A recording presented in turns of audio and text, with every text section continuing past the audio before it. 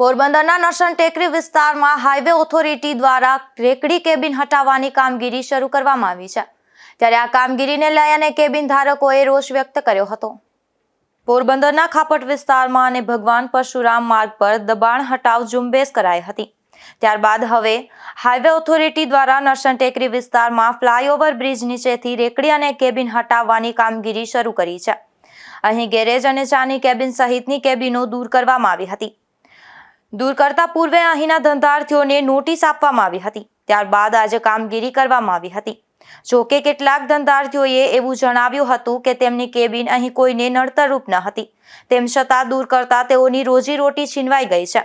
મંદી અને મોંઘવારી વચ્ચે આ એક જ તેની આજીવિકાનું સાધન છે, તે પણ છીનવાઈ ગયું છે।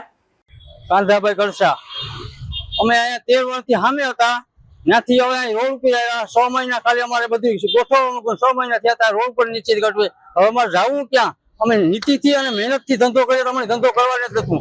હવે અમારે કરવું શું? અવળો ધંધો કરીએ, લૂંટફાટ કરીએ, શું કરવું અમારે? હવે કઈ અમારે જગ્યા નથી ક્યાંય રાખવાની। ધંધો કેવાનો હતો? અમારે ચા પાણીનો 15 વર્ષથી હું ધંધો કરું ચા પાણીનો।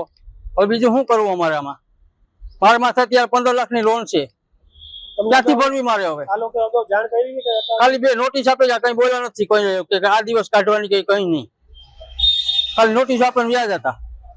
નોટિસ 2 ફેર આપી ગયા। હું પાછો બહાર ગામ હતો, લગ્ન ગાળા અટાણે હાલે જવું પડે ને, બધી વ્યવહાર નો હારે આ તે 2 મહિના થઈ ગયા, ન્યા હું ગયો તો મારે જવું નહીં ક્યાંય। તો ટાઈમ તો આપો હે? બીજી કેટલી કેબિન હટાઈ યાર? આમ 3-4 હટાવે છે આ બાજુથી, ખાઈને ખાવા નથી દેવું। શું કરે માણસ પછી આમાં? અહીં દબાણ હટાવાયા પહેલા તેઓને અપાયેલી નોટિસ પણ અંગ્રેજી ભાષામાં હોવાથી આ લોકો નોટિસનો મતલબ પણ સમજી શક્યા ન હતા, તેવું પણ જણાવાયું છે। નિપુલ પોપટ, ગુજરાત ન્યૂઝ, પોરબંદર।